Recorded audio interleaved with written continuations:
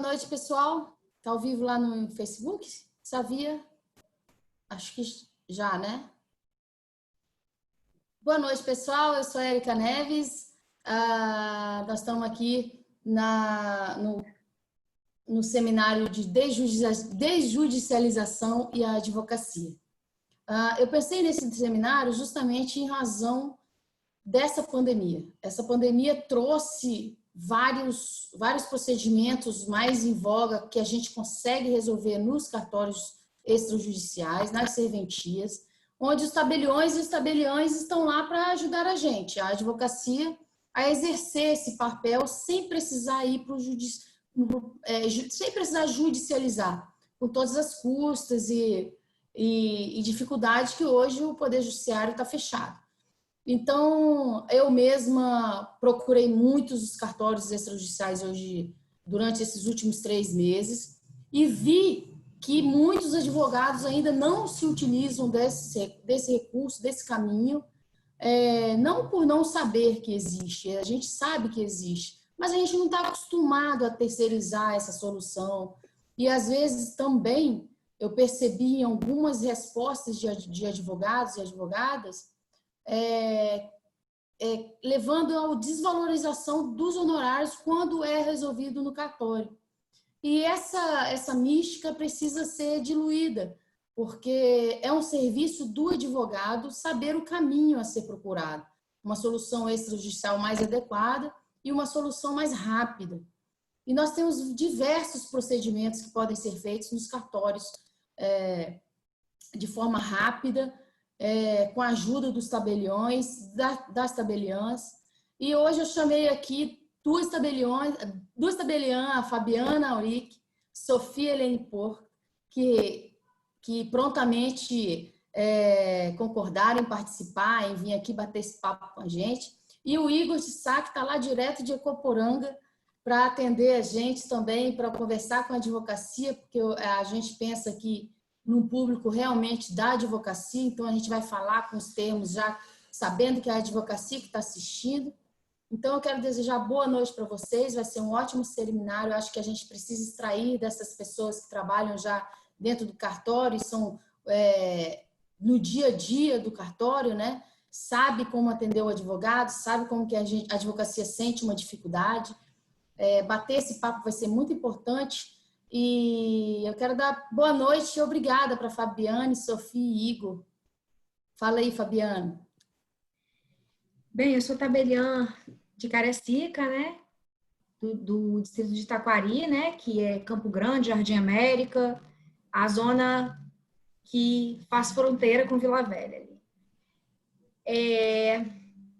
E assim, principalmente nesse período de pandemia agora, a gente tem atendido muitos advogados, porque o judiciário realmente não está dando conta de atender todas as demandas e o cartório faz com rapidez, né? Dependendo do procedimento e de forma muito segura também. Então, a gente tem feito, assim, muito divórcio, né, Sofia? Inventário, eu estou com bastante inventário. A uso capião extrajudicial também é um procedimento que o cartório faz. A gente combinou aqui, eu e Sofia, que eu vou falar mais da parte de, apesar de nós duas sermos da mesma especialidade, ela vai falar essa parte de registro civil e eu vou falar a parte de tabelionato, e eu queria que Sofia agregasse também aí no que eu vou falar. Fabiana, vamos só dar um tempinho para os dois falarem a boa noite deles também, darem uma boa noite para todo mundo e a gente volta com você. Fala aí, Sofia. Boa noite, meu nome é Sofia, eu sou tabeliã e tabeliã, né? Nós temos tabelionato de notas. Também é importante a gente esclarecer isso, porque algumas pessoas nem sabem das especialidades, né? Os cartórios do Espírito Santo, a grande maioria dos tabelionatos são acumulados com registro civil de pessoas naturais. Então, a gente faz a parte de escrituras, divórcio, separação, inventários, né? E a gente usa capião, ata notarial. A gente tem também recebido uma grande demanda de ata notarial, né?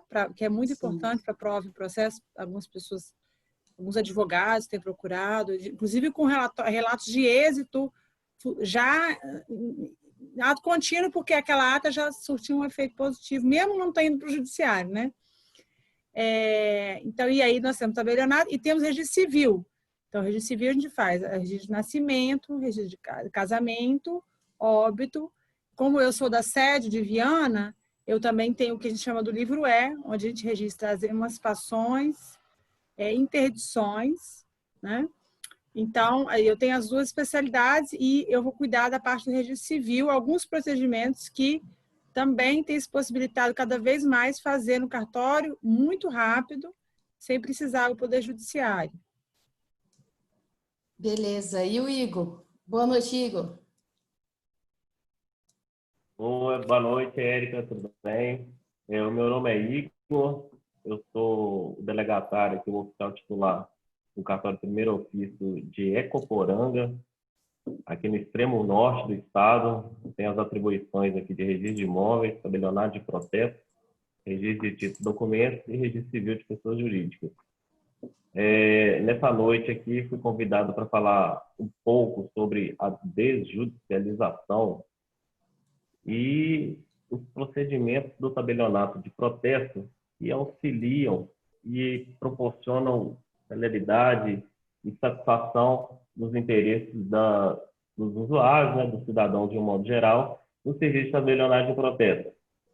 Nós desempenhamos um papel importante aqui, probatório, um papel de recuperação de crédito e é um serviço de extrema importância para o advogado. Haja vista que os nossos prazos são curtos e os nossos efeitos práticos são severos. E agora, uma novidade aí, desde o final do ano passado, o nosso custo é zero. Então, a gente tem pouco aí de coisas para falar que vão ser bem interessantes de ouvir. Legal, Igor. Aí a gente vai começar, então, pela Fabiana. Fabiana, fala aí um pouquinho para a gente do dia a dia do cartório, o que você mais recebe assim da advocacia, o que você percebe do movimento da advocacia, quais os procedimentos mais procurados e quais os mais eficazes que você percebe do serviço que você presta, né? Tanto para a advocacia quanto para o Poder Judiciário. Olha, no tabelionato, assim, falando de tabelionato, né? A gente recebe muito divórcio. O divórcio, vou falar primeiro do divórcio, né? Bora. O divórcio é bem rápido.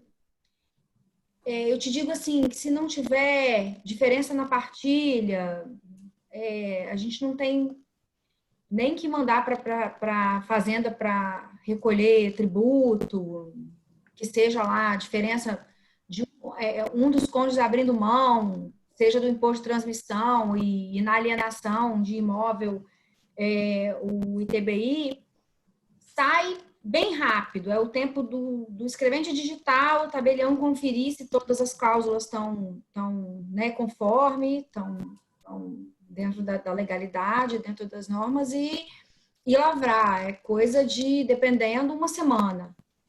Ô, Fabiana, e quais os requisitos assim que você precisa ver de pronto que cabe divórcio no cartório? Olha, o procedimento do divórcio extrajudicial, ele está previsto no CPC, né? Assim, ele tá autorizado pelo CPC e ele está bem delineado na Resolução 35, tá? Ali tem todos os documentos, todo o rito, tudo bem detalhado. Você primeiro recebe uma petição inicial da mesma forma que é no judicial.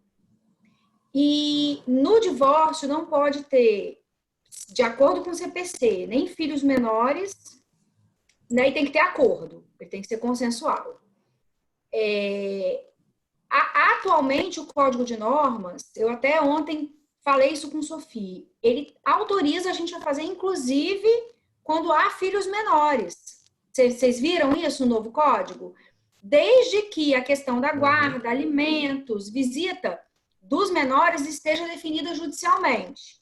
Então, vamos lá, você tem um processo de guarda específico das crianças, você não entrou com divórcio ainda.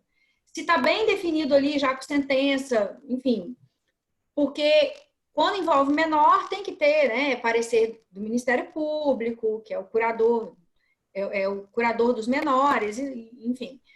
E aí você pode realizar o divórcio consensual no extrajudicial. Isso é uma previsão do novo Código de Normas. Eu acho que Sofia chegou a me falar que estava no antigo também, né?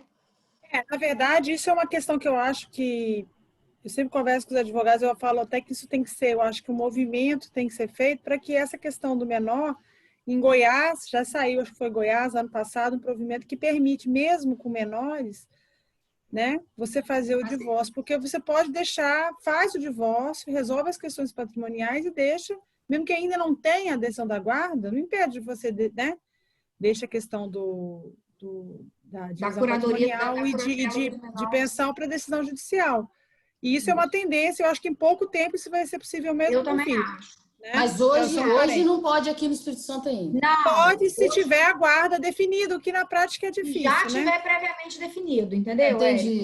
Entendi. Mas assim, o que nesse ponto, o que a gente tem trabalhado é que, de repente, até, Sofia, o divórcio pode ser extrajudicial e o processo remetido ao Ministério Público, como a gente faz as habilitações de casamento.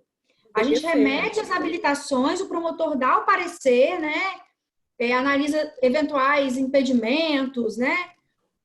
E tal, e devolve o processo e a gente celebra o casamento. Então, poderia haver divórcio envolvendo questões dos menores, desde que ouvido o Ministério Público.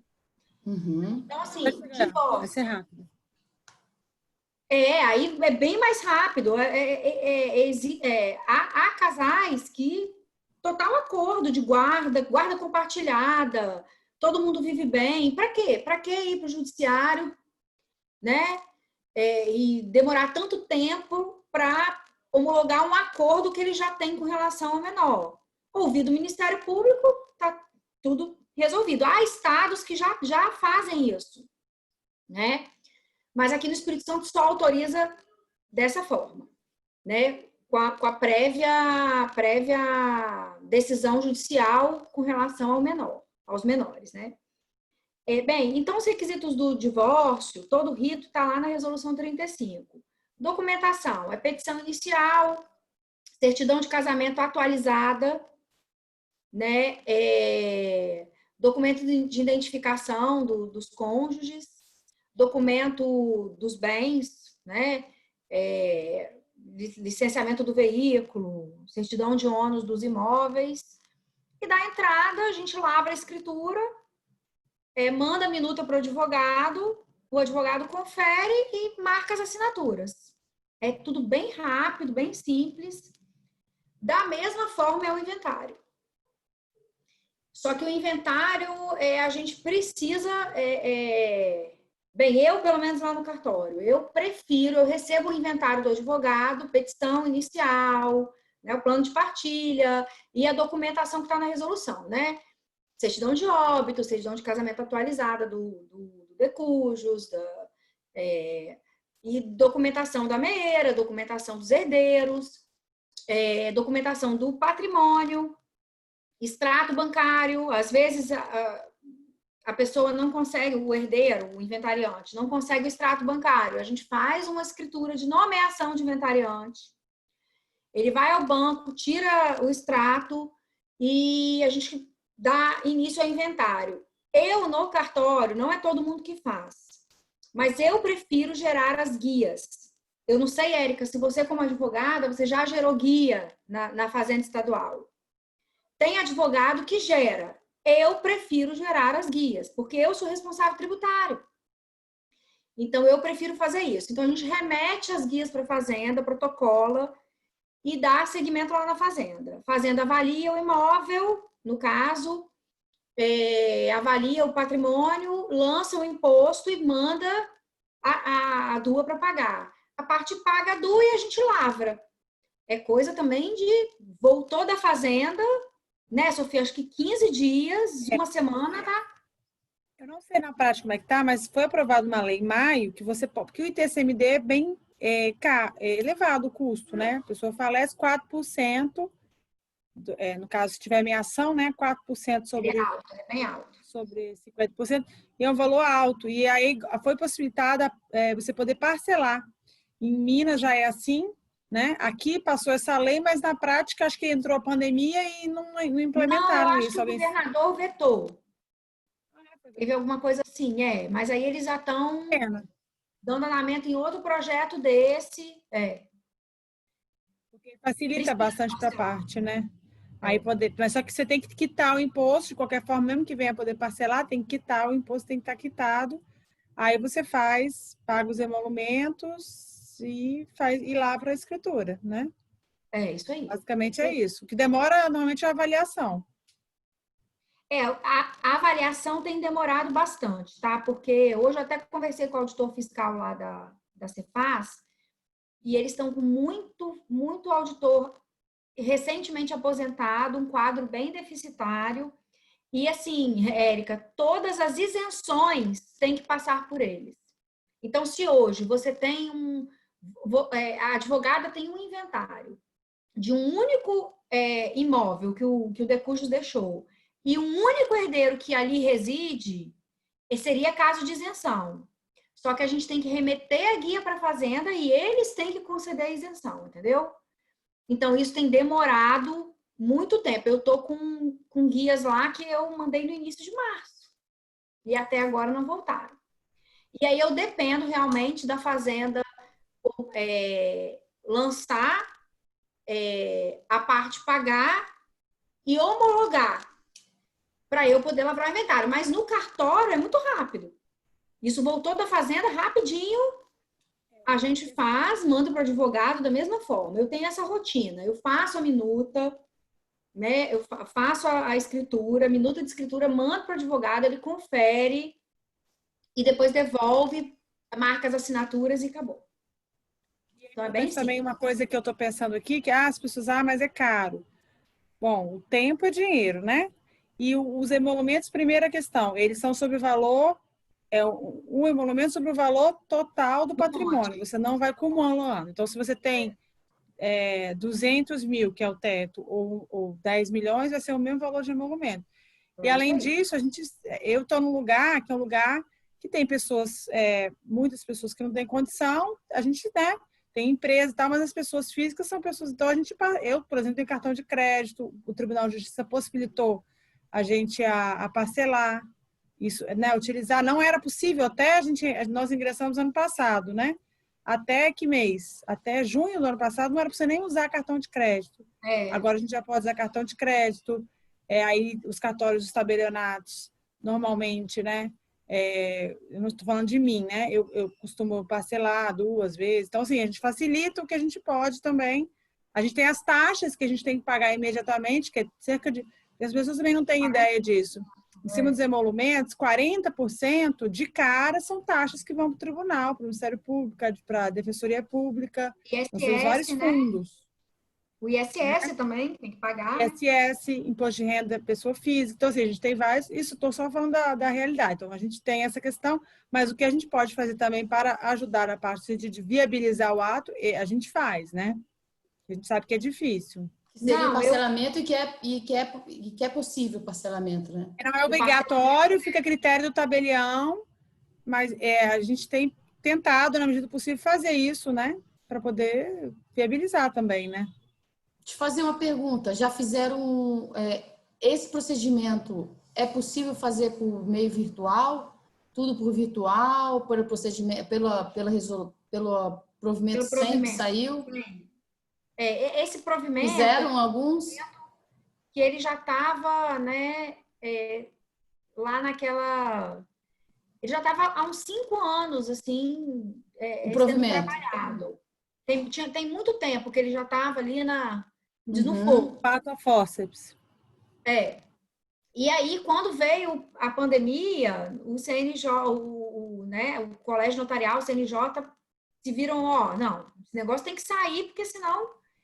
E aí, hoje, a gente tem uma plataforma, quem tiver interesse, tem várias lives do Colégio Notarial do Brasil, ensinando entra lá no canal do Colégio Notarial, do Conselho Federal, que lá tem várias lives de passo a passo do que você tem que fazer. Eu já lavrei uma procuração pela plataforma, é a plataforma do e-notariado. A gente só pode fazer escritura eletrônica, atos notariais eletrônicos, procurações eletrônicas, por dentro dessa plataforma, né? A assinatura, ela é uma assinatura eletrônica. Ah, mas eu não tenho certificado digital. Tem muita gente que não tem. Geralmente, empresário tem certificado digital, porque tem que, né, tem e-social e tal. Advogado tem certificado digital tem. no Brasil, mas não é todo mundo que tem. Um usuário simples, uma pessoa que vai lá reconhecer firma, por exemplo, no cartório, não tem. Então, o que o e-notariado viabilizou também? Você criar uma assinatura eletrônica e-notariado. E ela é gratuita, né? Então, a parte quer assinar uma escritura eletrônica cuja competência é São Paulo.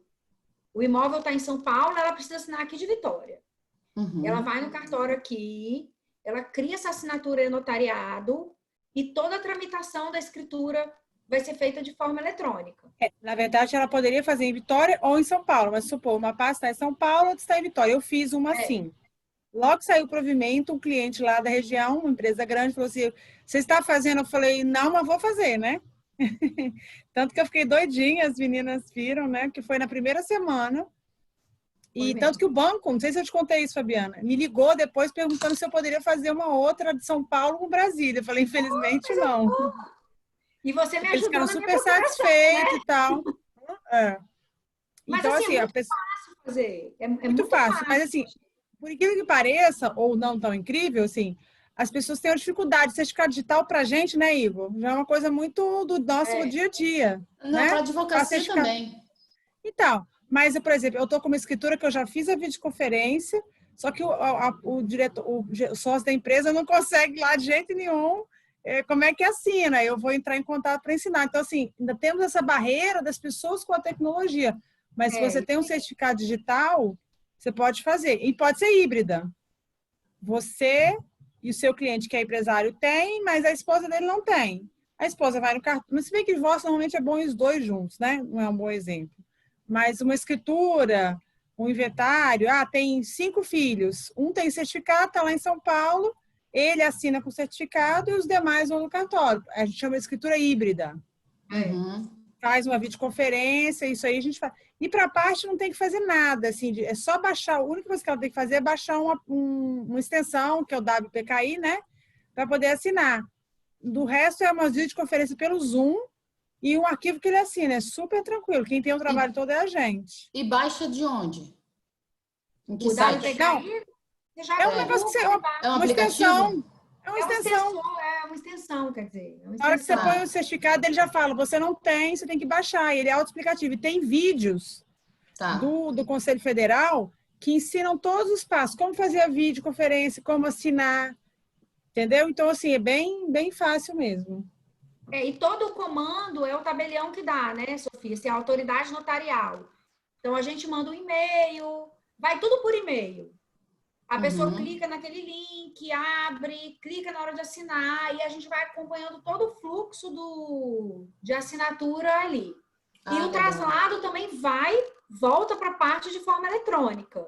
E você pode emitir o traslado físico também. É bem tranquilo.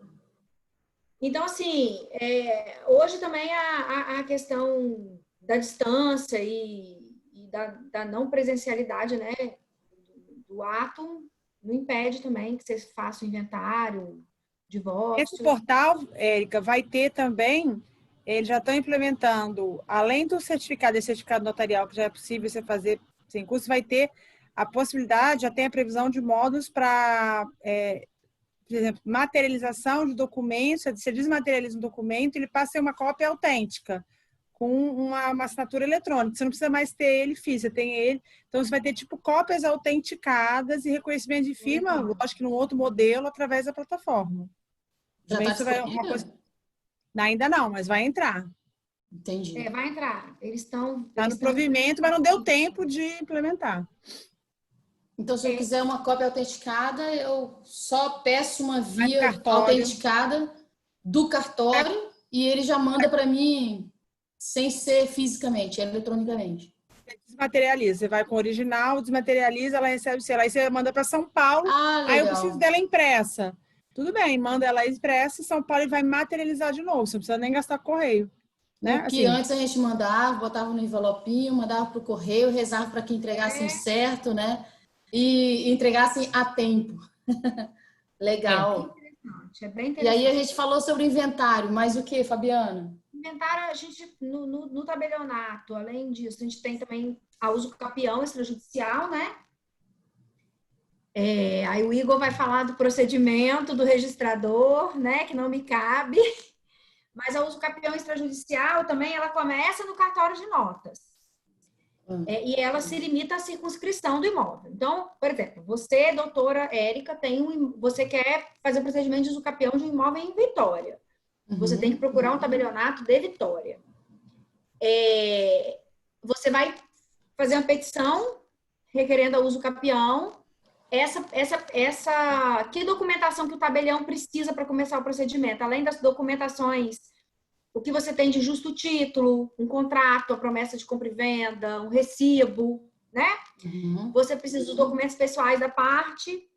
Vai precisar da ONU se esse imóvel tiver matrícula, porque nem todo imóvel tem matrícula, né, Igor? A gente tem essa dificuldade também. E a planta e o memorial descritivo, né? Nesse caso, o seu cliente vai ter que ser orientado a contratar um topógrafo, um agrimensor, que faça essa planta daquele imóvel com toda a descrição ali de confrontação, enfim. E essa planta, em alguns casos, precisa da assinatura dos confrontantes. Então, o que cabe ao tabelião aí nesse procedimento? Fazer a ata de constatação de posse, tempo de posse, né? Para caracterizar lá a prescrição aquisitiva. Então, recebida a documentação, a gente analisa, vamos aí, marca a diligência no imóvel. Vai lá, vê, pergunta aos vizinhos. Eu pelo menos faço ata assim, você conhece fulano? Conheço. Mas isso dentro da sua competência ainda? Dentro da minha competência. Seu cartório? Eu só faço Cariacica. Tá. Então, eu vou lá e constato aquela posse. No imóvel. Do imóvel. João mora aqui? Mora. Há quanto tempo que ele mora aqui? Seu João mora há 20 anos.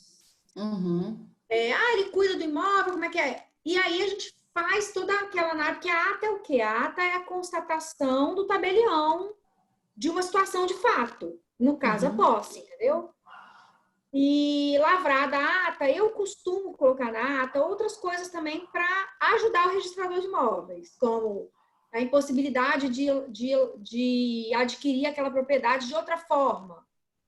Porque não tem como você fazer uma escritura de compra e venda desse imóvel, porque o proprietário tabular já morreu há não sei quantos anos, e depois dessa... Enfim, aí a gente descreve tudo, e o advogado vai depois peticionar ao registro de imóveis com essa ata. Entendi. Ele dá a entrada no registro de imóveis com a ata, e aí o procedimento da uso capião começa a correr lá. Mas, assim, minha visão, é bem mais rápido do que você fazer judicial. O judicial demora aí quantos anos? Uns 10? E me fala uma coisa, Fabiana. Os cartórios estão preparados para fazer essas diligências de ir no local? Sem dúvida. Estão preparados. Na verdade, a diligência já é um ato que a gente está acostumado a praticar. Procuração. Eu preciso fazer uma procuração de uma pessoa que está no hospital internada e não pode sair. Eu faço uma diligência, vou até lá, colho a manifestação de vontade dele, ele assina e acabou. Então, assim, diligência de uso capião é algo, né? E eu constato que eu entender conveniente e prudente ali para caracterizar aquela posse, né? Porque é a constatação da posse que cabe ao tabelião fazer. O resto vai caber ao registro. Entendi. Então, esse é mais um procedimento que é rápido Não sei quanto tempo está demorando, Igor, no registro de imóveis, mas é bem rápido. E que também os advogados... Fala, Igor. Então, até aproveitando o gancho, entrando na minha parte, né, que é do registrador, a etapa, né, o início do procedimento é feito pelo tabelião com a ata notarial, que é feita uma certificação de fato e a certificação da posse. Então, a ata notarial é um elemento probatório, só que, por ser a fé pública do tabelião, de que fez a diligência, constatou efetivamente a posse, essa ata notarial vai instruir a petição inicial que vai ingressar dentro do registro de imóveis. Qual que é a grande vantagem disso? Sair, né, do judiciário e procurar essa via do extrajudicial. As partes, né, os interessados sendo diligentes, providenciando a documentação necessária, né, para o tabelião iniciar, né, as suas verificações, é um procedimento que pode durar aí, talvez uma semana ou um pouco mais com o tabelião, e no cartório, dando ingresso no cartório de registro de imóveis, é um procedimento que vai durar aí 4, 5 meses. E estará finalizado. Finalizado em 4, 5 meses. Então, a pessoa estará já com a escritura, né? Estará registrado a propriedade em nome da pessoa. Ao final de 5 meses, a pessoa será titular do domínio do imóvel, registrado com a matrícula aberta e registrado em nome do interessado, né, do adquirente aí pela posse. Então, todo esse procedimento é regulamentado pelo CNJ no provimento 65. Existe um provimento no CNJ que estabelece todo o procedimento, os requisitos, documentação e quais os caminhos que tem. A parte registral é uma parte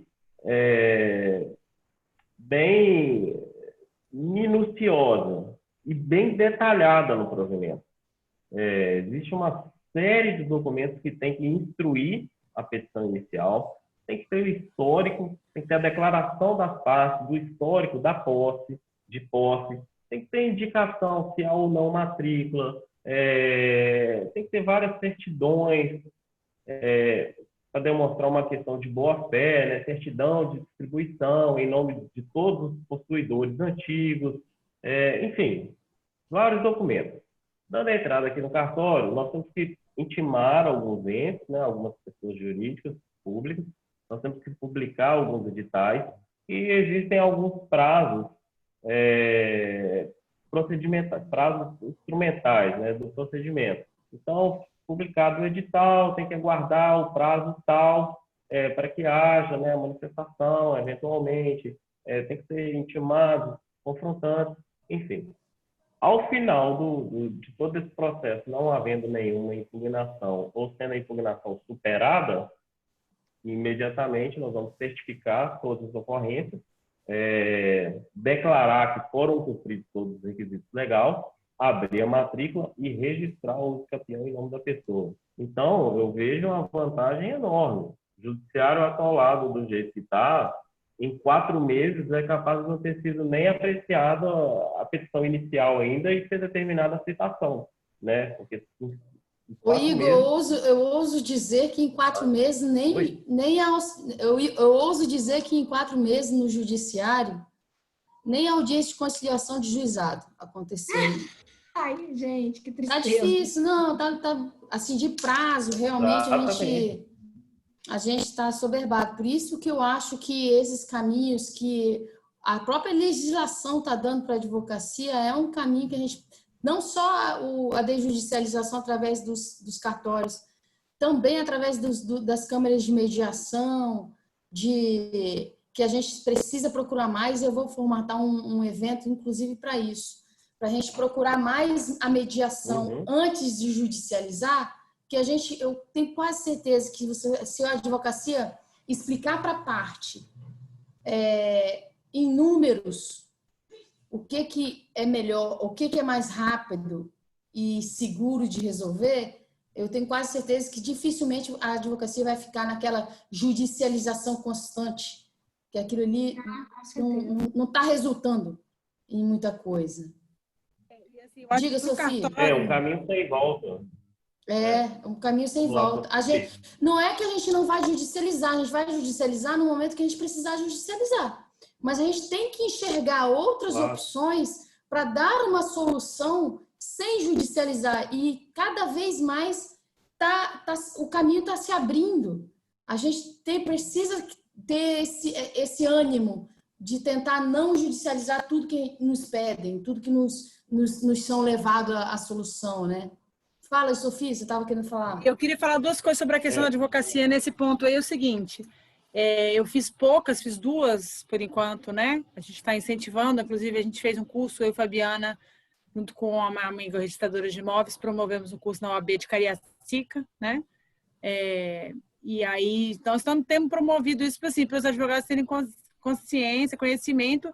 E assim, os advogados têm que colocar a importância da sua atividade. Eu falo sempre ao cliente, meu amigo vai assinar. Eu falo, não, o advogado tem que fazer o processo, porque você instruir é um processo, é uma petição inicial. Ele falou uma semana se o negócio vier redondo, senão eu vou ter que fazer como às vezes acaba, né, infelizmente agora no começo, agora a gente já vai, né, eu entrei tem 1 ano. Você acaba montando o processo, mas isso não é o papel do cartório. O cartório tem que receber aquilo tudo já redondo, vamos dizer assim, para ir rápido, né? E para ser eficaz, porque também tem casos em que não cabe, não é todo caso que cabe, não pode burlar a legislação tributária, não pode burlar, até a gente estava discutindo sobre questões de haver cobranças sobre imóvel. Então, assim, tem que estar, como disse, tem que ter a bola redonda. Os campeões judicial, ele só vai funcionar se não tiver problema. Se tiver problema, não adianta, né? Se for, tem ainda o loteador ainda existe, que acontece muito nesses bairros mais, né, de periferia e tal. O cara compra vou falar do meu caso, da Coab, e aí vai cedendo aquilo, vai cedendo, e depois quer fazer os campeões. Não consegue. De uso, né? A Coab está lá para fazer escritura, então ele vai ter que fazer uma escritura. E a Coab só faz, inclusive, com a participação do primeiro vendedor. Da primeira pessoa que comprou. É o que eu falei lá. Primeiro comprador. Na ata, colocar lá, um item da minha ata da impossibilidade da lavratura de escritura pública de compra e venda e explico por que não consegue. Porque é exatamente isso. Você tem como fazer a escritura e você, enfim, quer furar a fila e vai fazer uso capião. Não é assim. O papel do advogado é importante para fazer essa análise, né? Lógico que ele está trabalhando, ele tem os honorários dele. E outra coisa, para a gente é muito bom essa aproximação com a advocacia, que nosso melhor parceiro é o advogado. De todas as pessoas que intermediam no trabalho, eu posso dizer que é o advogado, porque o advogado nos vê como parceiro, entendeu? Nos vê como a pessoa que vai resolver o problema dele. E o cartório, eu, Fabiana e Igor, eu posso falar, nós somos concursados, somos dessa nova safra de pessoas que entraram. Lógico, tem pessoas de muito valor que já estavam aí, lógico, né? Mas, assim, eu ouço isso muito, assim, doutora, obrigada. Eu falei, não, estou fazendo meu trabalho. Muita coisa que a gente faz, que eu vou falar, se der tempo, acho que não vai dar tempo sobre o registro civil, a gente praticamente não tem remuneração, porque a gente recebe mas é o nosso munus, né? A gente tem e a gente faz com o maior prazer, na verdade, eu faço. Eu adoro, se eu conseguir resolver o problema da pessoa, mudar, fazer uma retificação de nome, né? Que aí vem cada coisa que a gente vê que não dá para acreditar.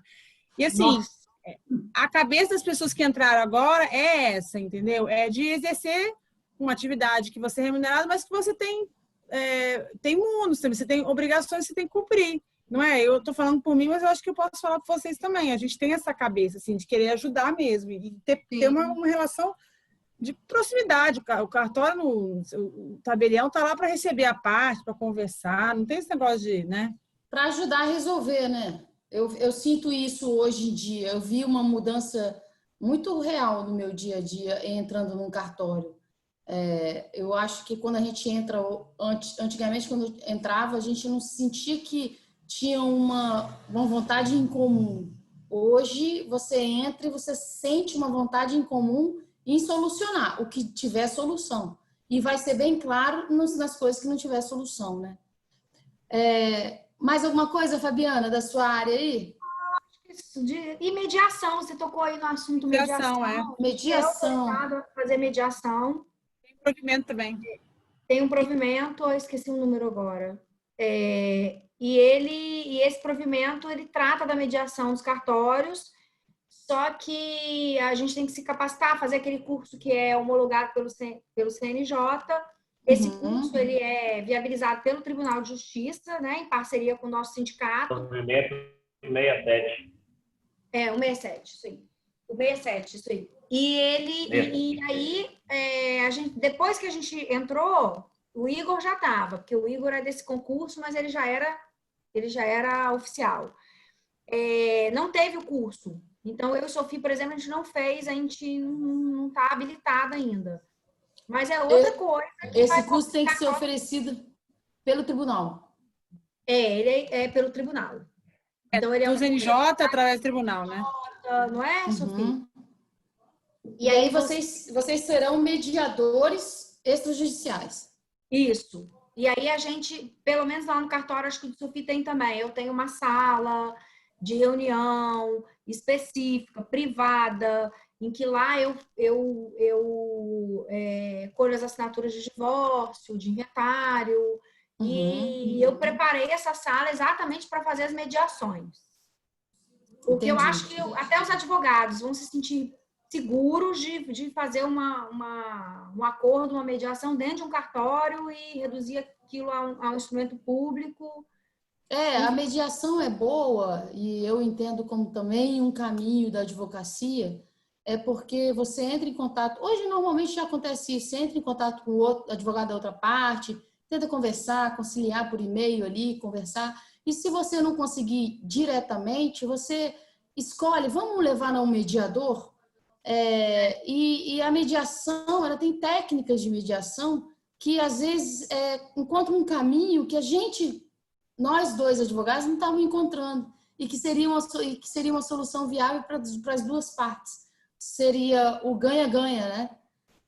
Às vezes a gente está enxergando um perde-perde, mas lá na mediação, e eu já senti isso na pele mesmo, lá na mediação eu virei para o cliente e falei, a gente estava achando que era perde-perde, mas eu acho que é um ganha-ganha aqui. Então, a mediação sendo feita pelos cartórios vai ser ótimo. Pois é. Eu acho que já vai ser uma coisa... os novos entrando e se capacitando e conseguindo habilitação, eu acho que vai ser outra coisa que os cartórios vão começar a fazer. Beleza. Eu acho que do tabelionato, em resumo, é só isso. Acho que a gente poderia deixar o Igor falar. Tem algumas questões ainda, mas senão mulher não deixou... Deixou eu falar? Não vem com mulher, não deixa falar, não. A gente fala, nossa genética, a gente fala pra caramba mesmo. É uma qualidade, Sofia. Na verdade, eu tô aprendendo um pouco aqui com as meninas, que a gente fica mais... Cada um fica restrito à sua especialidade. Então... acaba que é sempre bom, né, ter esse bate-papo para a gente renovar, né, e reciclar e aprender novos conhecimentos. Mas, Sofia, não, eu vou passar a palavra para a Sofia, que... Assim, Sofia, vamos no seu... Que aí depois já faz para o protesto, que é outra... Pois é, que o registro civil, ele acaba resolvendo questões, eu diria talvez até mais importante de um lado pessoal, né, o lado subjetivo das pessoas. E o protesto, por ter um caráter mais estritamente financeiro, talvez foge um pouco, né, muda bastante, né, o tom do assunto. Então, acho que poderia a gente finaliza com o protesto. Continuar, tá bom. Isso aí. Só fazendo um parênteses aqui, que eu queria... A Érica colocou essa questão quando a gente estava discutindo, e hoje eu tive uma experiência com relação à questão do idoso. Nós estamos sendo muito procurados agora para a questão... Sempre fomos, né? E sempre tivemos cuidado, mas agora tem um provimento específico do CNJ falando da questão do cuidado extra que a gente deve ter com relação A manifestação à da vontade do idoso, né? A fiscalização. antecipação de A testamento. conferência Né? do idoso, né? E hoje eu tive uma situação, assim, as pessoas procuram a gente sempre é muito cuidadoso com isso. Às vezes o idoso não pode ir no cartório, então muitas vezes não tem uma previsão legal, mas a gente, por uma questão até de proteger, eu falo até a própria pessoa que está pedindo a procuração, olha, por favor, se a pessoa for muito idosa, dependendo providencie um laudo médico, dizendo que ele está orientado para... O que vai respaldar, além do laudo, é eu tenho fé pública, né? Então eu vou lá e vou conversar e efetivamente a gente só faz se realmente a pessoa tiver manifestando a vontade. E aí fui procurado por uma pessoa que precisava fazer uma escritura e expliquei, falei, olha, antes da gente fazer, eu gostaria de conversar com a pessoa. Nem recebi, não fiz nada. Antes de tudo, que eu percebi. E realmente eu fui na pessoa, não fiz uma diligência, eu falei, eu vou, que era perto. E realmente a pessoa não estava de má fé, o filho, que é a questão. Ele tinha um imóvel lá que ele tinha que resolver, mas o pai não tem mais condição de manifestar a vontade, infelizmente. E a gente não pode fazer, né? Então, assim, às vezes a gente passa por isso, mas, assim, e a questão até do laudo é um cuidado que às vezes a gente pede para proteger o próprio cliente, né? Olha, se alguém questionar futuramente, você tem, além da fé pública do tabelião, um laudo que diz que a pessoa estava realmente capaz de manifestar a vontade. É importantíssimo isso. Porque, infelizmente, tem muita gente que utiliza a situação para, enfim, para algum tipo de manobra. Isso é só uma questão que eu queria colocar. O provimento... Aí eu queria falar sobre uma questão do registro civil. Então, o registro civil, como eu havia dito, a gente faz o registro de nascimento, o registro de casamento, o registro de óbito, a emancipação, que é decidida judicialmente, ou a interdição, e ela é registrada no livro E, que é um livro que só tem nas sedes. Cada cidade, dependendo do tamanho, ela vai ter um registro civil da sede e os distritos, ou só um quando a cidade é menor. No caso de Cariacica, eles têm um distrito, que é a Fabiana, e a sede, que é um outro cartório. Em Viana, tem eu, que sou a sede, mais um distrito pequeno. Então, eu tenho esse livro onde a gente faz essas averbações e tal. Então, alguns procedimentos têm cada vez mais a legislação. O CNJ, ele, até como estavam falando, ele é muito... quando trata de um assunto, ele trata mesmo como se fosse... Ele entra nos detalhes, assim, de como fazer e tal. Às vezes até o excesso acaba causando alguma confusão, mas, em regra, é bom porque a gente é regido pelo princípio da legalidade estrita. Eu só posso fazer aquilo que a lei permite. Eu não posso... Entendeu? A lei tem que me permitir. Então, se a lei fala que eu posso fazer, eu posso fazer. Se a lei dá uma dúvida, uma solução, em alguns casos, é você consultar o juiz, se houver uma... Por exemplo, vou abrir outro parênteses. Eu recebi um caso de um divórcio que a procuração foi lavrada em Portugal em março. A procuração tem validade de 30 dias para o divórcio, não é isso? 30 dias, né? 30 dias. Ela chegou no Brasil, correu, atrasou, chegou com 60 dias. Aí, quer dizer, o consulado está fechado. Aí eu falei com a parte, com o advogado, falei, ó, doutor, o senhor vai fazer uma petição, eu vou levar para o juiz, e agora até mais fácil, em alguns casos, falar com o juiz para a gente, porque a gente manda o WhatsApp para o assessor, né? Que não é judicial, né? É uma questão administrativa. Conversamos com o juiz, ele autorizou fazer com aquela procuração vencida, porque tem um provimento que fala... Então, assim, a gente está limitado por essas questões. Eu não sou juiz, eu não posso decidir nada, né?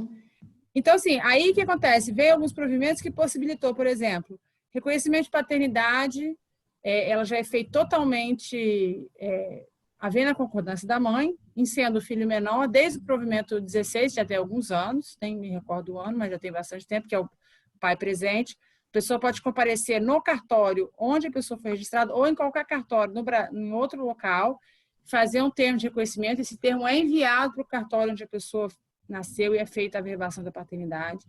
Depois, nós tivemos, ano passado, a paternidade socioafetiva, que houve até umas mudanças, mas o pai, por exemplo, que ele cria aquela criança e ela tendo mais de 12 anos e sendo demonstrada a afetividade através de fotos, registros, ele sendo esposo da mãe, então ele já consegue fazer o reconhecimento de paternidade a sócio efetiva direto no cartório também, né?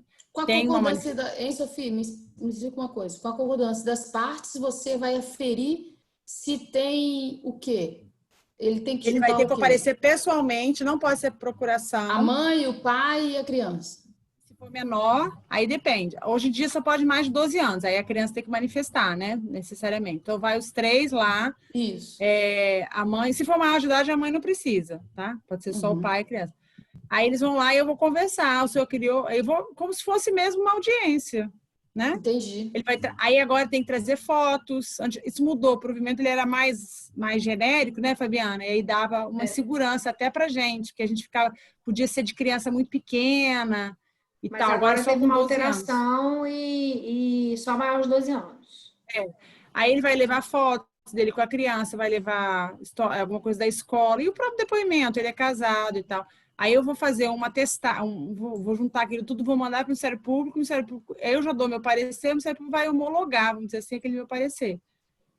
Mas eu já fiz, depois do provimento, eu fiz 1 ou 2 já, e o Ministério Público aceitou e foi feito.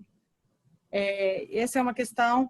Também a gente pode fazer mudanças de nome. Então, teve um provimento também em 82, se a pessoa, quando se casa, ela separa ou ela fica viúva, tudo isso agora, antes teria que ser um processo de retificação judicial. Não precisa mais. Basta ele comparecer ao cartório e pedir, fazer requerimento. Ele pode até fazer sem o advogado, mas é bom que o advogado oriente ele, né, do que ele pode fazer. É sempre bom, né, para você ter uma intermediação, assim.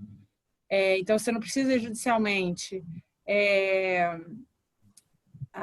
Então, as questões das retificações, isso facilitou demais. Questão de cidadania italiana também, não só italiana, né? Falando italiano, porque aqui no estado é mais comum. Muitas vezes as pessoas precisam retificar os registros, então ele consegue judicialmente, ou até em alguns casos administrativamente, ele retifica o nome do avô e aí vai em todos os outros cartórios fazendo a retificação dos nomes para conseguir a cidadania. Então, assim, muita coisa ele consegue fazer direto no registro civil. Além disso, a questão do nome, né, também ainda do nome, existe uma possibilidade, você faz o divórcio e você não... A gente até discutiu isso, acho que vocês até falaram no outro dia na live da Sinoreg sobre isso, né? A questão da possibilidade, você fez o divórcio, mas você não tirou o nome do cônjuge, né? Existe uma previsão no próprio provimento 35, na resolução 35, que você pode fazer uma escritura unilateral depois, porque é uma questão que só diz respeito a você. Você adotou o nome, não quer mais, e no divórcio você esqueceu, você deixou de fazer, enfim. Né? Agora, Sofia, só lembrando, essa escritura unilateral também tem que ser acompanhado pelo advogado. Tá? Que está na resolução também. Então, assim, essas questões, assim, muitas questões que antes eram feitas judicialmente podem ser feitas hoje diretamente no cartório e de forma bem fácil e rápida, né? Outra questão também, que aí já não é do registro civil, que eu anotei aqui que eu queria falar, que eu tenho feito bastante, voltando agora para o tabelionato, é a ata notarial para prova, né? Os advogados têm que utilizar muito essa ferramenta, sabe? Você tem um processo, você viu numa rede social, você viu até em loco mesmo, né? Você quer constatar alguma coisa, um documento, qualquer coisa. O tabelião tem fé pública para levar, olha, eu estive perante o cartório e ele verificou que havia um documento falando XYZ, ou já fiz também de conversas gravadas posteriormente. Eu não estou atestando que é aquela pessoa que está falando, mas eu estou atestando que compareceu Fabiana com áudio no celular tal e uma conversa com o interlocutor tal, e você transcreve aquilo, porque aí se você vai levar para o processo, você não vai precisar ter o trabalho de ter que levar aquilo para uma prova pericial, enfim, pode até ter, né, mas você facilita já para o processo isso, né? E eu vi que na ata você coloca lá o e-mail do telefone da pessoa que está levando, o número, a hora certinho, você registra o telefone, Porque a agenda eu posso botar o nome que eu quiser na agenda daquele telefone, mas aí você bota o telefone que te mandou a mensagem.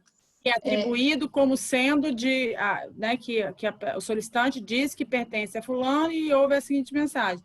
Então, assim, mas é de tudo, é de qualquer coisa que você quiser fazer. Eu até falo que hoje em dia as pessoas têm que tomar muito cuidado com o que elas falam, o que elas fazem, porque realmente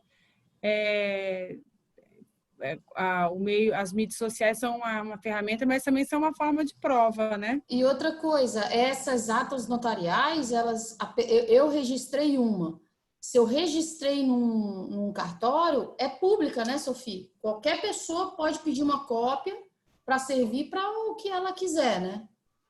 Então, tem que saber que, a partir do momento que você registra uma ata notarial de algum fato, aquele fato, como foi registrado com a fé pública, ele está disponível para qualquer outra pessoa ir lá e tirar uma cópia. Eu já vi acontecer. E eu já fiz também, já pedi uma cópia de ata notarial em outros cartórios. É só você saber quem foi o solicitante. Quem foi o solicitante, eu pedi e consegui. Então, assim, eu acho que a ata notarial, realmente, alguns advogados têm procurado, e esse caso que eu falei foi de um processo judicial que as partes acabaram fazendo um acordo porque havia essa prova. Então, assim, antes de iniciar o processo, era uma questão de indenização, mas há essa questão aqui, e daí foi feito um acordo que, vamos dizer, foi mais justo, porque aquilo não se arrastou. Eu vi na área trabalhista também. Um cliente meu fez a ata notarial, a gente conversou com o trabalhador por e-mail, ele estava reticente ainda de aceitar, de firmar o acordo, aí a gente mandou a ata notarial de um aparelho que ele tinha conversado com o empregador, aí ele resolveu fazer o acordo. Então, são coisas, como tem uma fé pública, dá uma visão de que lá na frente vai acontecer a mesma coisa, se ele entrar no judicial. E a última questão que eu notei também é que as pessoas, não sei se têm conhecimento, é a questão do testamento vital, que hoje em dia não chama mais testamento vital, né? A gente chama de escritura declaratória de manifestação de últimas vontades ou qualquer coisa do tipo, que é as pessoas que comparecem no cartório e falam, eu quero receber, eu perdendo a consciência ou tendo algum tratamento, eu recebo muito, faço muito, alguns casos assim de pessoas que não querem receber doação de sangue, transplante de órgãos, pode ser até por instrumento particular, mas dá uma, né, os tratamentos que elas querem receber ou não receber, isso também é muito importante, assim, as pessoas não sei se têm tanta consciência, mas é um instrumento bastante utilizado. Não sabia, Sofia? O testamento meu pai mesmo vital. falou que quer fazer, ele ainda não fez, mas ele falou que quer fazer, que ele não quer ser entubado, ele não, né? As pessoas têm Eu direito, quero também, né? Sofia, vou pedir para você fazer o meu. Sério?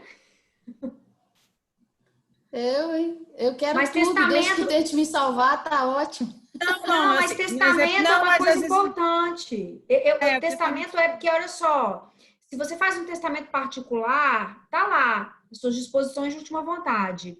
Só que, caso você morra, e o testamenteiro, não vou informar esse testamento no inventário. Ninguém fica sabendo, vai fazer seu inventário, o que você quis para depois de sua morte, ninguém vai saber. Quando você faz o público, a gente carrega esse testamento na central e quando vai abrir o seu inventário, tem que tirar uma certidão de que você não tinha testamento e aí o seu testamento vai aparecer. Então, assim, as pessoas às vezes acham que testamento público é besteira, não é. Se você quer realmente fazer valer, tem que fazer. Inclusive, lá, quando você faz público, você pode revogar, que lá no sistema lá vai aparecer sua revogação aparecer do testamento. E se você fizer 1, 2, 3 particulares, vai dar uma confusão depois, porque um vai entrar numa data, o outro vai entrar na outra, você achou que tinha um outro novo, tinha revogado tacitamente, e no público não, você fez o público, vai estar registrado que você fez. Se você fizer outro, o outro tá válido e o outro já caiu, é automático. É isso aí. Né? O público e assim, é importante os advogados, assim, tem muito cliente que quer fazer plano de partilha, né? Uhum. Fazer por testamento. Então, assim, isso é algo também enfim, E me fala diminui os só, problemas lá na frente, só finalizar impede os isso. problemas. Só finalizar isso.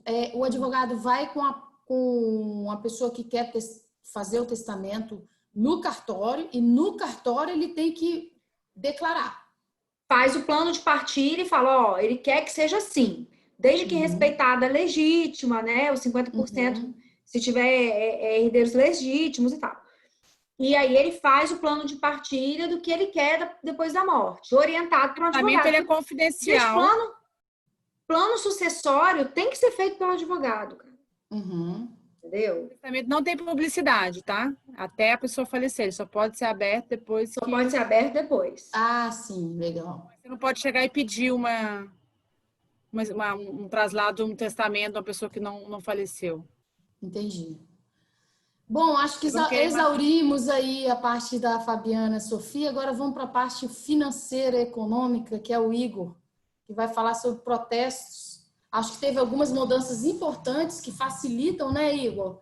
E tornam o cartório mais eficaz na cobrança e na recuperação de crédito, né? Exatamente. Apenas para situar, né, quem está acompanhando a gente na live, um pequeno histórico e uma pequena descrição, né, do que é esse bicho aí, o cartório de protesto. O cartório de protesto, ele é uma instituição secular aqui no Brasil. Desde o século XVIII nós temos aqui o cartório de protesto regulamentado, né, em atos positivados. E ele sempre foi atrelado e considerado como um ato cambial.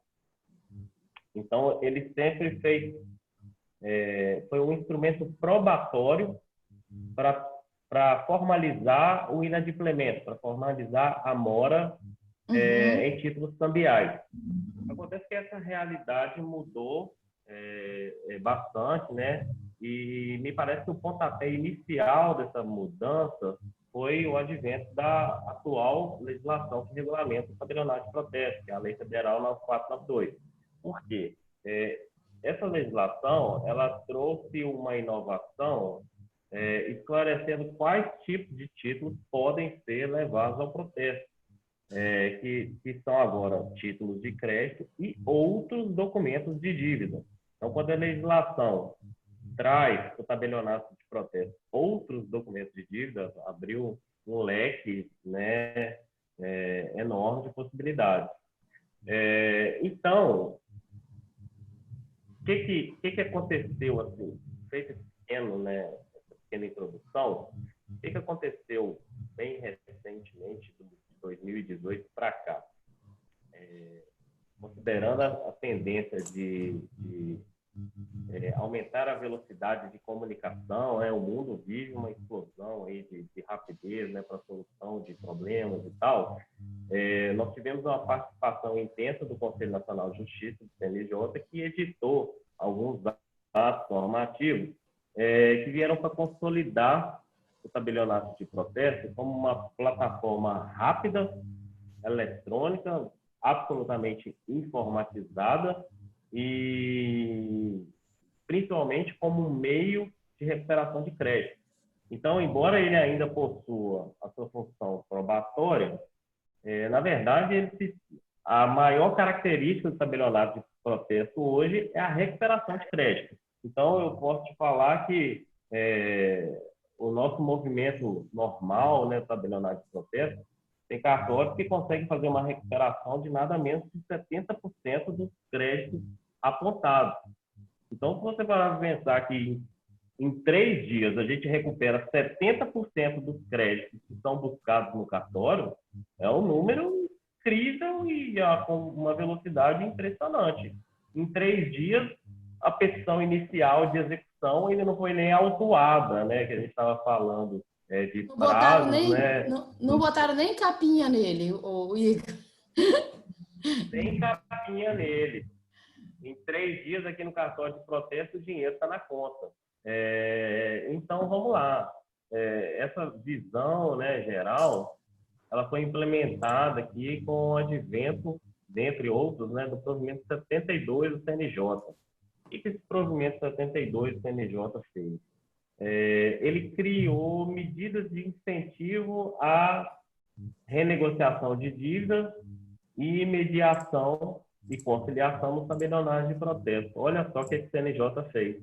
Ele trouxe para o tabelionário de protesto medidas expressamente voltadas a soluções extrajudiciais de recuperação de crédito, estabelecendo um procedimento em que busca-se um conciliador ou um mediador à escolha dos envolvidos para tentar solucionar aquele crédito, inclusive com possibilidade de parcelamento, com possibilidade de extensão de prazo, e com o custo super reduzido se a gente for comparar os custos de uma demanda judicial.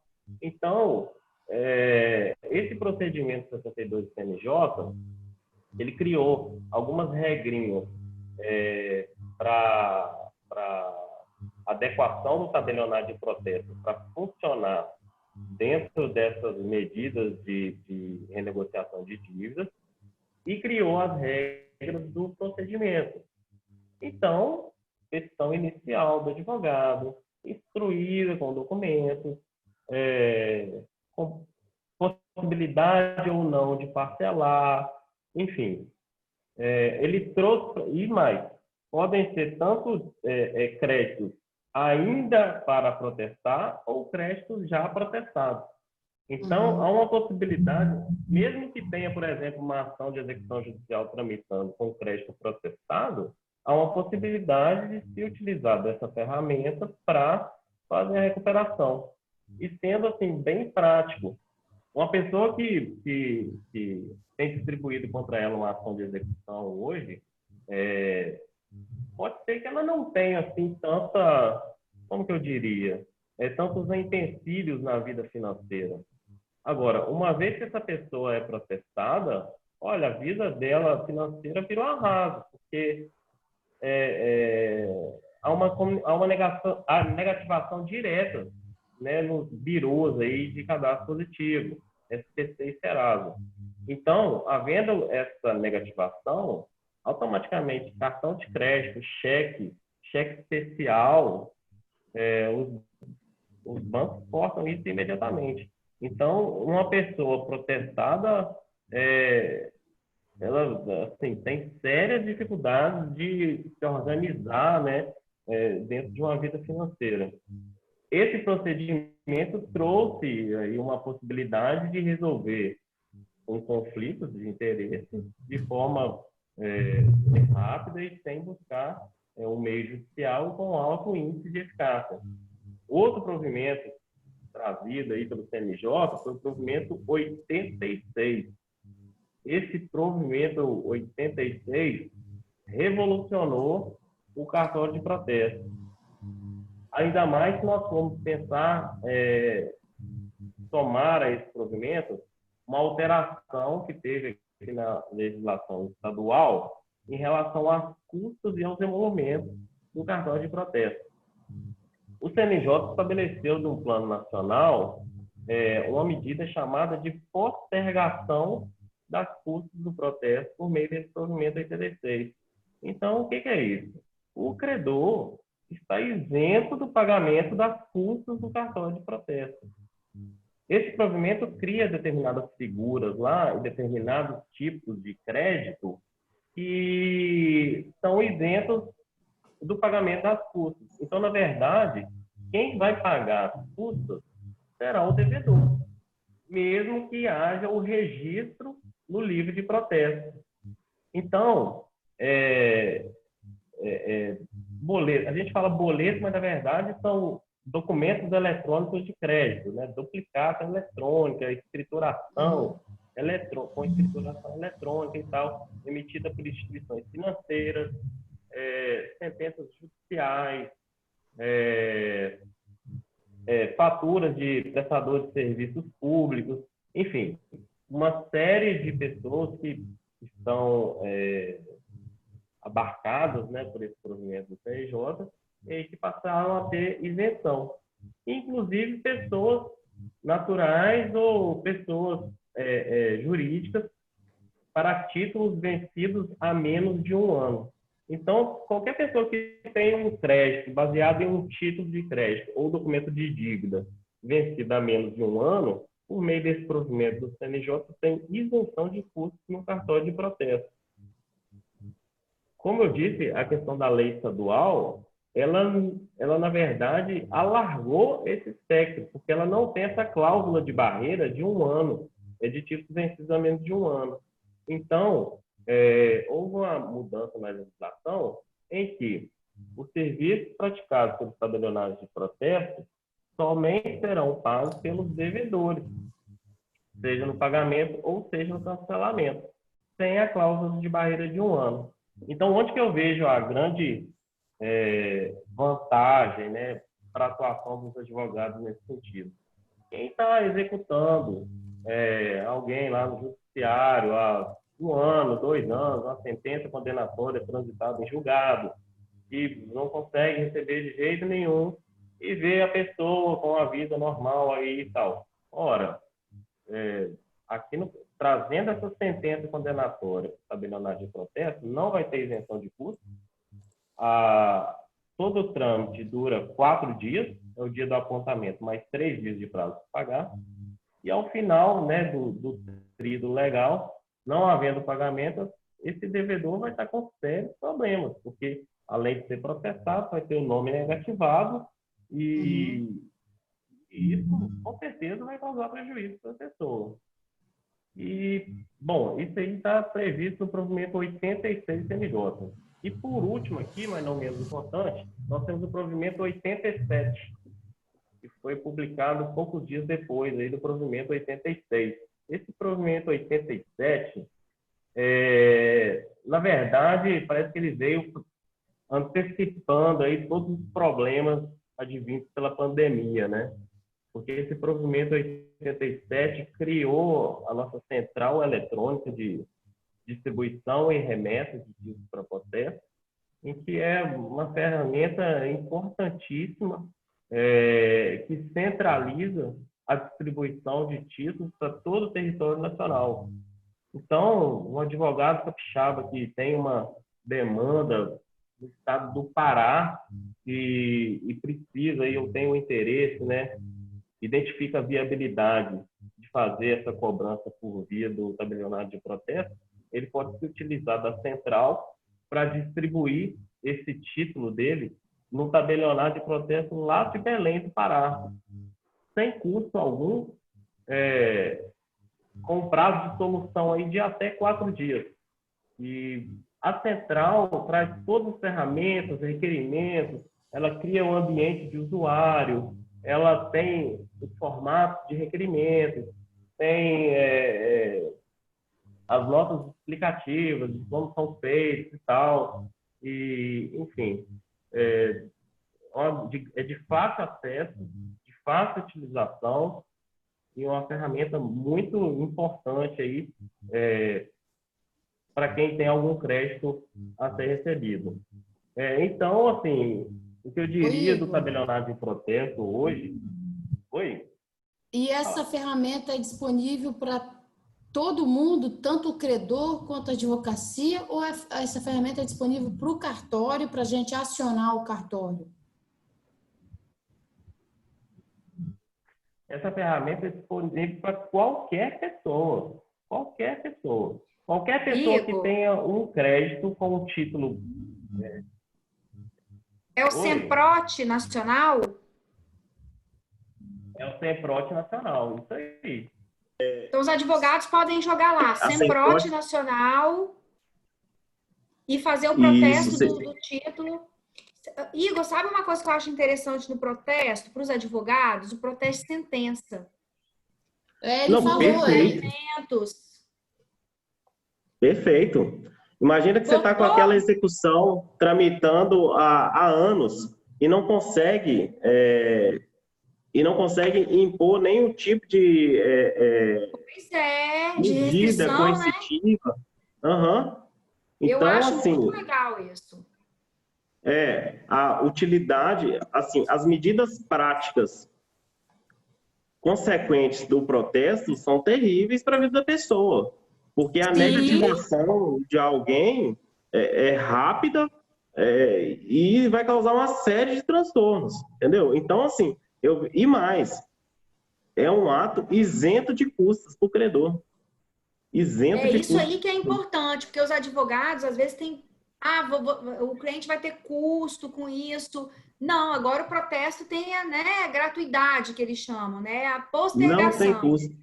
Isso aí. Então, o é uma requerimento... ferramenta muito interessante para coagir o credor a pagar. Sem PROT nacional. Sem PROT nacional. Isso aí. Basta um requerimento do credor acompanhado, né, da certidão da sentença condenatória com trânsito em julgado.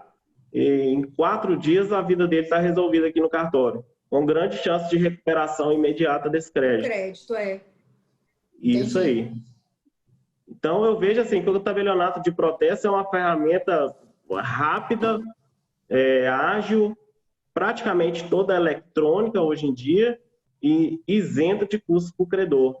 Então, talvez seja uma ferramenta, uma forma de pensar e de trabalhar que eu acho que deveria despertar mais o interesse dos advogados que ficam aí penando meses e meses no judiciário. Assim, a gente fala do judiciário, mas a gente sabe que o judiciário também é atolado, né? Tem, às vezes, um problema de estrutura, problema de pessoal e alta demanda. Então, é uma coisa assim, natural, não há o que fazer. Mas talvez poderia ser utilizadas outras ferramentas, como o tabelionato de protesto, para ver aí aquele crédito antigo, né, satisfeito e resolver aí o problema dos clientes. Não, com certeza. Eu mesmo trabalho muito com execução, com recuperação de crédito. A gente já vê grandes empresas, mas aí eu tenho umas particularidades que são empresas que já estavam muito devedoras no mercado e um protesto a mais e a menos para eles não faz diferença. Quando chega para o judicial, para enviar para o setor jurídico, a gente já reconhece, faz a busca lá e já vê que já tinha um monte de protesto. Mas quando tem pouquíssimos protestos, normalmente eu vou pela via extrajudicial primeiro. Assim, eu sempre gosto de contar um caso pessoal. Eu tenho uma ação judicial contra a operadora Oi. Eu ingressei em 2011 na minha primeira comarca aqui no estado, em Mantenópolis. Ganhei o processo e tal. Entrei com a execução se eu não me engano, em setembro ou outubro de 2012. Eu não recebi até hoje. Igor, tamo junto. Eu tenho uma também, TNL. Não era Oi, não é Oi, não é. Era outro nome. É TNL alguma coisa. Empreendimentos. É alguma coisa assim que você descobre que não era Oi. Aí você começa a executar, ela não existe. Eu falo, mas tem o símbolo dela tá em tudo, até no orelhão tem o símbolo dela. Pois é. Eles embargaram a minha execução do juizado especial. A sentença dos embargos saiu em fevereiro desse ano.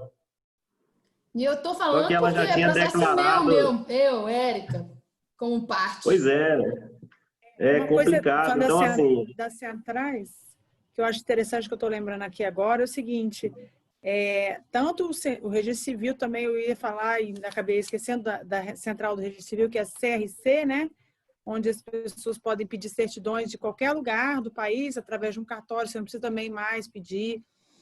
Então, isso eliminou muito aquele intermediário. Eu tive cartório na Bahia, lá era títulos, documentos e registro civil de pessoas jurídicas. E via muito título, às vezes através de despachantes e tal, quase centrais, e os caras, até para certidão de registro civil, às vezes me ligam, porque estão querendo uma certidão aqui, e aqui estão me cobrando R$300 a certidão. Eu falei, não, você vai no cartório mais próximo, no caso do registro civil, pede, o cartório vai te cobrar o valor de uma, você vai dar, em vez de sair 300, vai sair R$60, né? Então, todas essas centrais facilitaram isso do próprio usuário, ou se ele não tiver, se ele tiver um advogado, porque às vezes também o advogado ele vai ser como um facilitador. Não que a pessoa não possa fazer sozinha, mas o advogado vai facilitar a vida dele ali, vai ter os caminhos. Eu acho que o advogado também tem que ter isso, né? Saber os caminhos de facilitar para o cliente. Eu falo o seguinte, nem tudo precisa de advogado, mas com advogado fica mais seguro. Igual eu falo quando tem que fazer procuração, alguma coisa que eu preciso de mais segurança, contrato, e eu faço até lá com a Sofia. Eu falo assim, até aquela sessão de direito que a gente fez, a gente podia ter feito um documento particular, todo mundo assinado, e tudo bem, mas eu queria fazer no cartório, porque isso transfere a segurança jurídica, está ali. É o cartório que está conferindo a documentação, é o cartório que está falando que ele já tinha posse, está dando a sessão de direito. Então, a segurança, a gente paga pela segurança. Então, tem alguns procedimentos que não é obrigatório advogado, mas você tendo advogado, você tem mais segurança para fazer, para ter aquele resultado mais seguro. É igual o cartório, às vezes você não precisa ser no cartório. Sim, mas eu prefiro pagar para ter um documento mais seguro na minha mão, que eu tenho fé pública ali, incluído ali naquele documento, do que ter um documento particular e qualquer coisa eles vão incluir de nulidade daquele documento. Então, algumas coisas eu tiro o poder de... Tem uma questão até que a gente sempre conversa também, né, Fabiana? Agora eu já consegui... Os cartórios, antigamente havia um hábito de fazer documentos particulares no cartório, né? Aí eu falo, não, gente, inclusive agora o Código proibiu expressamente, né? Não pode mais. Então, assim, isso é papel do advogado. É papel do advogado, né? Isso aí. Recibo, termo de posse, a escritura de cessão de posse pode até fazer, né? Mas assim, é uma coisa particular, quem tem que fazer é o advogado, o cartório faz documento público. É isso aí. Entendeu? E eu acreditava até que o que era praticado era o normal. Até quando eu fui com a Sofia, ela falou, não, esse documento quem faz é advogado. Eu falo, mas todo mundo saía dos cartórios já com tudo pronto, era só completar praticamente, né? Se completava. E aí... Só que isso cria uma sensação de que aquele documento vai estar arquivado no cartório, e ele não está, porque ele não está registrado, ele não é uma escritura. Aí o cara volta lá depois de 15 anos, eu queria uma segunda via. Não tem segunda via. E algumas vezes a pessoa vinha a mim para eu analisar o documento e falava assim, não, isso aqui foi feito no cartório. É do cartório, tá lá, tá registrado. Eu falo, não é do cartório esse documento. Esse documento vocês fizeram particular. E aí nós temos uma outra especialidade. Firma. E aí tem a especialidade que o Igor tem também, que a gente não está falando, que eu já tive, que é o registro dos documentos. Também é uma possibilidade. Você tem um documento particular, não cabe uma escritura pública, você pode registrar em registro dos documentos para você conservar a data, conservar. Então, assim, tem outras também que a gente não está falando aqui, né? Que não dá tempo de falar de tudo. Até engraçado, né, que a gente... parece que a Sofia estava lendo minha mente aqui quando ela falou, né, do registro de documentos, e somando aí com o que a Érica estava falando sobre, assim, documento feito no cartório e que a pessoa tem aquela sensação, né? Não é nem o tema aqui de hoje, né? Mas, assim, a gente identificou que, querendo ou não, algumas, né, pessoas que atuavam nas serventias extrajudiciais aqui do Estado, que não eram concursadas, criaram, vamos dizer assim, um péssimo hábito de registrar aqui no título dos documentos determinados contratos, determinadas escrituras e tal, que na verdade não atribuíam regularidade aos imóveis, né, das pessoas. E agora, diariamente, eu tenho que ter reuniões com advogados e tal para explicar, olha, não isso aqui não o imóvel é irregular, então nós temos esse caminho ou aquele para solucionar, né, o problema da parte, regularizar o imóvel. Então, a gente tem feito esse trabalho aqui, tem dado certo, tem coisa que tem jeito, né, tem coisa que não tem jeito, mas enfim, é um papo aí para uma outra live. Pessoal, mais alguma coisa que vocês acham importante, que não foi falado?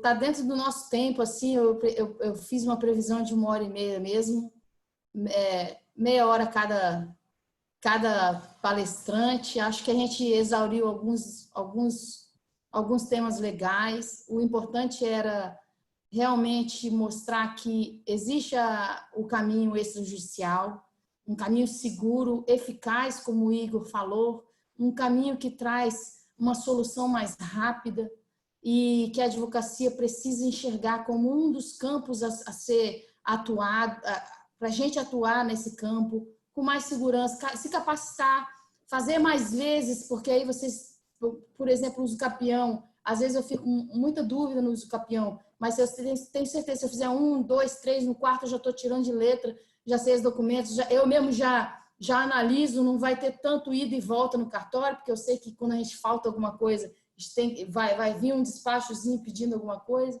e essa atuação tem que gerar um valor para a advocacia, não é preço, é valor, e para você ter valor, você tem que fazer sempre algo a mais, ser mais claro com as partes, trazer mais as partes para o campo da segurança, mostrar o valor que o advogado tem naquele procedimento e mostrar aqui nesse seminário que os tabeliães e os tabeliões estão aí à disposição para ajudar a advocacia, ajudar o cidadão, tudo dentro do provimento. Essa galera nova que entrou no passado, graças a Deus, traz um ambiente novo para o cartório. Realmente, hoje em dia, a gente entra no cartório, a gente sente que o tabelião e o tabelião querem ajudar, querem resolver. E isso é muito bom. Eu quero agradecer muito a vocês. Eu espero ter contribuído bastante. O pessoal que está assistindo lá no Facebook, depois vai estar no nosso canal do YouTube, Érica Neves. E falem aí boa noite, uma última palavra aí com a advocacia, cada um de vocês. A gente está à disposição dos advogados, porque o tabelião, ele é o quê? Ele é um orientador jurídico também das partes e do advogado. Então, eu sempre lá em Cariacica me coloco à disposição de todos os advogados que precisam me ligar, tirar dúvida, trocar uma ideia sobre o que ele está pretendendo ali para o cliente dele. Então, assim, diferentemente do juiz, que se bota um pouco distante das partes e do advogado, exatamente por conta da imparcialidade, o tabelião não tem essa restrição. Então, por exemplo, lá no cartório, as portas estão abertas para os advogados, é só chegar, quer tirar dúvida sobre algum procedimento, ainda que não seja meu, seja do registro de imóveis, eu estou ali sempre numa troca com o registro de imóveis também. Então, a gente está sempre à disposição dos advogados, a gente sempre se coloca à disposição dos advogados, porque eles precisarem. Sofia? Eu queria falar sobre... agradecer, né, a oportunidade. Eu acho importante a gente também desmistificar um pouco a ideia do que eram os cartórios, né? Para as pessoas entenderem. A gente presta serviços públicos, né? A gente está aí para atender o cidadão da melhor forma. Também queria destacar que os cartórios não pararam em momento nenhum durante a pandemia. A Érica, minha amiga pessoal, ela viu isso, né? Eu fiquei 15 dias. Acho que vocês ficaram 15 dias, parado, né? Mas não fechou. Mas fechou. Diminuiu muito o movimento. Dia. Depois a gente voltou, porque a vida continua, né? E as pessoas precisam fazer as coisas, a gente não parou, a gente está realmente sendo alternativa. Eu tenho casos lá de pessoas até que, eu tenho, por exemplo, uma sentença que foi arquivada, aí será que consegue desarquivar porque eu não consigo tirar uma cópia? Até isso está tendo, entendeu? No judiciário que não tem acesso, assim, é como a gente diz, a gente sabe, mas realmente, assim, fazendo um comentário, até assim, realmente, nesse momento está muito difícil mesmo, né? Para quem trabalha no judiciário, quer dizer, não funciona, né? As pessoas não têm acesso, né? Mas, enfim. E eu queria colocar isso. E outra coisa, dizer que o tabelião, puxando agora a sardinha um pouco para o nosso lado, ele é um profissional da confiança do cliente. Então, assim, você pode escolher o tabelião que você quer trabalhar com ele, certo? Então, assim, e a gente, eu sei que a Fabiana também tem essa conduta, a gente procura atender o cliente pessoalmente, a gente está lá para tirar dúvida, porque muitas vezes, lógico, a gente tem equipe preparada, mas às vezes você quer falar comigo, a gente vai estar acessível, tem, né, e-mail e tal, e as ferramentas de ter acesso mesmo para saber que você está conversando com quem vai resolver seu problema. E é isso aí, você pode escolher o tabelião de sua confiança para fazer isso, para fazer os seus negócios, os seus atos jurídicos que você precisa. No registro civil, não, porque nós temos a territorialidade. Então, a Érica, ou quer dizer, o Igor, enfim, quem mora fora não pode. Eu estava brincando com o casal, né? A gente queria casar com você. Eu falei, infelizmente, vocês não podem, porque vocês não moram em Viana, né? Mas no tabelião do registro civil tem territorialidade. Igor? Tá certo. Eu faço coro aí ao posicionamento das colegas. Eu acho que nós entramos com uma nova mentalidade. Não eu, que eu já sou registrador aqui no estado um pouco mais de tempo, mas antes de ser registrador, eu advoguei, eu fui assessor de juiz. Então, quer dizer, a gente sempre teve aquele contato com a advocacia, a gente dependendo da advocacia, a advocacia dependendo da gente e tentando prestar o melhor serviço possível. Quando eu assumi a primeira serventia em Mantenópolis, aqui no noroeste do estado, não é uma falsa modéstia. Eu mudei totalmente o comportamento da serventia na cidade. Nós reinventamos o cartório de primeiro ofício de Mantenópolis.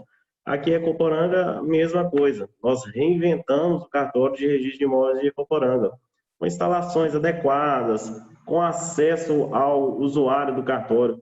Todo mundo tem acesso à minha pessoa, que é o cartório. Não tem dificuldade de falar comigo. Meu telefone pessoal está sempre à disposição. Até meus funcionários ficam brincando comigo, que o meu telefone pessoal toca mais que o telefone do cartório. Porque eu tenho que resolver o problema das pessoas. A responsabilidade é minha.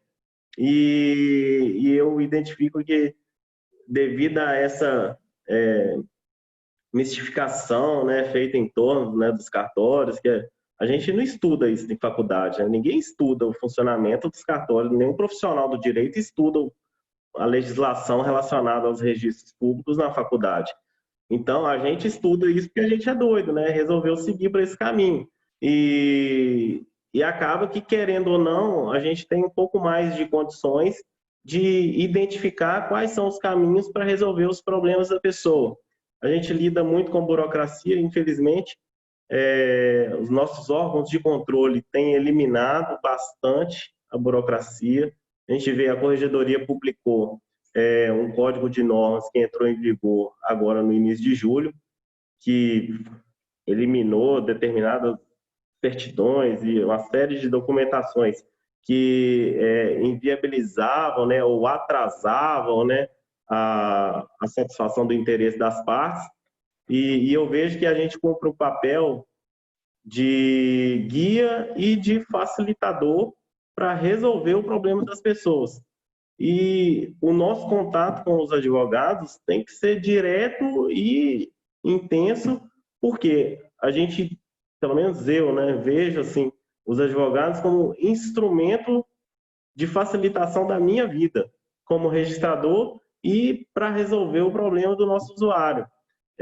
Sempre que eu vejo aqui alguma questão que há um problema mais grave ou uma dificuldade, um vício, alguma coisa, eu sempre pergunto para a pessoa, você tem advogado? Seria possível trazer o advogado para conversar aqui? Que às vezes é melhor eu explicar para o advogado da sua confiança que ele já vai ficar ciente do problema e vai ajudar, né, da melhor forma possível. Isso até é uma segurança para mim. Por quê?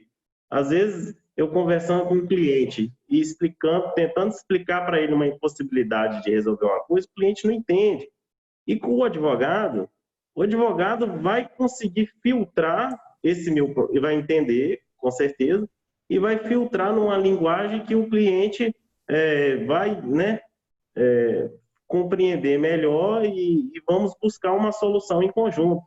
Então, assim, eu também estou à disposição. Eu acho que isso é uma mentalidade de todos os novos delegatários aqui do Estado, tanto do concurso de 2010, que é o meu, quanto do concurso de 2013, que é o das meninas. E, enfim, nós estamos aqui para servir e contamos com vocês aí também para nos ajudarem e nos auxiliar em tudo aquilo que for preciso, tá? Eu agradeço o convite, viu, Érica? Muita satisfação de poder compartilhar um pouco aqui das nossas experiências. E as meninas também, elas tornamos amigos de luta aí pela finalização do concurso, que não foi fácil. Então, eu tenho muita confiança no trabalho das duas e foi muito bom participar aqui desse debate, tá bom? Legal, gente. Olha, além de obrigado, eu vou falar um parabéns com muita sinceridade. Parabéns pela luta de vocês, que a gente sabe que não foi pequena. Então, eu quero dar um parabéns aqui pela luta até vocês conseguirem assumir isso. Foi uma luta de muitos, acho que foi uns 4 anos, Sofia. Mais ou menos. 5. 5 anos. 5 anos. Então, eu quero dar um parabéns. Vocês renovaram, vocês trazem uma oxigenação para esse ambiente do cartório, entram com esse espírito legal, tipo, a Sofia falou, em parceria com a advocacia. Fabiana, a porta está aberta. O Igor, pode vir aqui que você vai falar comigo, o celular está aqui. Isso é advocacia, isso é bom não só para a advocacia, para a cidadania. Então, quero te dar o parabéns para vocês 3. Eu espero contar com vocês para as próximas lives, se eu tiver com alguma dúvida e eu ver que a advocacia perguntar, a Sofia eu não peço, não. A Sofia eu convoco. Mas vocês eu convido de novo. Obrigada, gente. Obrigado. Olha só, eu vou fazer uma coisa que eu faço sempre nos meus webinários. Eu vou pedir um sorriso de todo mundo para a gente tirar uma foto aqui bonitinha, que agora vai para o site, tá bom? X. Obrigada, gente. Boa noite, Obrigada pela oportunidade. No YouTube, Érica Neves, tá? E no Telegram, Advocacia em Foco. Obrigada. Beijo para vocês. Boa noite. Tchau, Boa noite. Tchau.